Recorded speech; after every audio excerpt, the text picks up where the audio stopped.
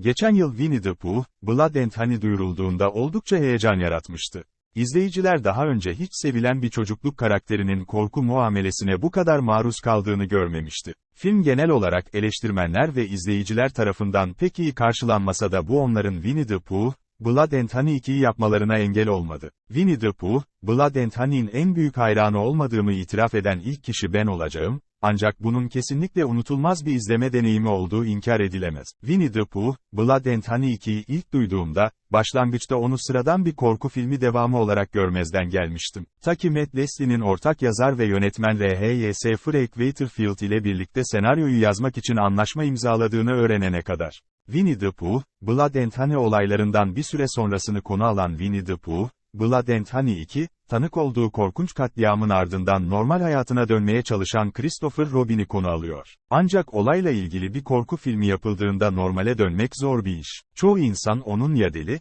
ya katil ya da her ikisi olduğuna inanıyor. Aynı zamanda Pooh, Owl, Piglet ve Tigger 100 dönüm ormanında saklanmaktan bıkmış durumdalar ve arkalarında bir katliam izi bırakmayı planlıyorlar. Bu devam filminde beni hemen etkileyen şey olay örgüsüne odaklanmasıydı. Önceki film daha çok kana odaklandı ve hikayeyi oldukça basit bıraktı. Bu sefer Winnie the Pooh, Blood and Honey 2'nin karmaşık, ilginç ve hatta bazen dokunaklı bir hikayesi var. Ancak yine de korku hayranlarının bekleyeceği aşırı öldürmeler var. Leslie ve Frank Waterfield bu hikayeyi adeta Book of Shadows, Blair Witch 2 gibi formatladılar. İzleyicilerin izlediği ilk filmde tıpkı o film gibi bu gerçekliğin içinde var oluyor. Bu filmde Winnie the Pooh, Blood and Honey, Christopher Robin'in yaşadığı gerçek dehşetlerden yola çıkılarak yapılmış bir filmdi. Bu olay örgüsüne ilk filmin eksikliklerini kabul eden bir meta niteliği kazandırırken aynı zamanda Winnie the Pooh, Blood and Honey 2'nin Christopher Robin'in geçmişine ve onun kökenlerine daha derinlemesine dalarken bir miktar ton değişimine de yer veriyor.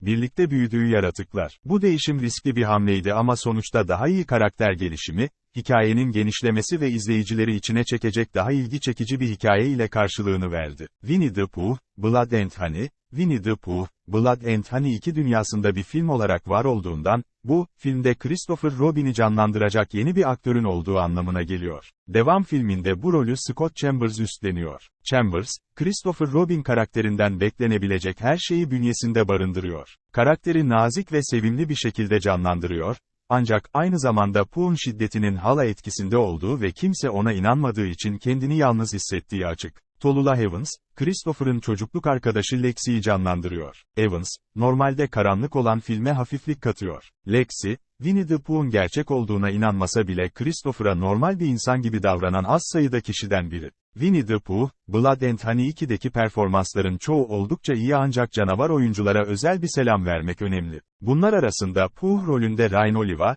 Tigger rolünde Louis Santer ve kabus yaratan bir performans sergileyen Owl rolünde Marcus Messi yer alıyor. Winnie the Pooh, Blood and Honey 2'nin konusu gibi görseller de oldukça farklı. İzleyicilerin muhtemelen fark edeceği ilk şey, Pooh ve 100 dönüm ormanındaki diğer yaratıkların farklı görünümü olacak. Bu seferki tasarım çok daha vahşi, her hayvan melezi zayıf, acımasız ölüm makinelerine benziyor. Pooh'un makyaj tasarımı en azından bir önceki filmi anımsatıyor ancak neredeyse sevimli, donmuş suratlı ayıdan uzaklaşıyor ve bunun yerine daha tehlikeli ve duygusal bir görünüme sahip. Baykuş'un tasarımı özellikle dehşet verici ve kesinlikle bir izlenim bırakıyor. Winnie the Pooh, Blood and Honey 2'de görsel açıdan ilgi çekici birçok unsur daha var. Buna, açılış jeneriği sırasındaki güzel ve tüyler ürpertici animasyonlar, çarpıcı ışıklandırma seçimleri ve elbette çok sayıda pratik kan ve cesaret efektleri dahildir. Pratik efekt çalışmasına pek uymayan bir CGI Alevi örneği var. Ancak şans eseri bu, CGI çalışmasının göze çarpan tek örneğidir. Filmi birbirine bağlayan ve doğru anlarda dram ya da dehşet katmaya yardımcı olan Andrew Scott Bell'in muhteşem müzikleri. Winnie the Pooh, Blood and Honey 2, izleyicileri kesinlikle şaşırtacak, boz bir meta korku filmi. Leslie ve Frank Waterfield, selefini neredeyse her bakımdan, özellikle de olay örgüsü ve hikaye açısından geride bırakan bir devam filmi yaptılar. Ayrıca bu yeni serinin ilk filmini onurlandıran ama aynı zamanda bağımsız bir film olarak da kullanılabilecek bir şey yarattılar. Chambers fantastik bir Christopher Robin'dir ve Pooh, Owl ve Tigger'ın uğursuz karakterleriyle fantastik bir yan yana gelir. Winnie the Pooh inkar etmek mümkün değil, Blood and Honey 2 düşük bütçeli, biraz sevimsiz bir korku filmi ama kesinlikle tüm beklentilerimi aştı. Yeni duyurulan, Poohniverse için izleyicileri heyecanlandıracak film bu.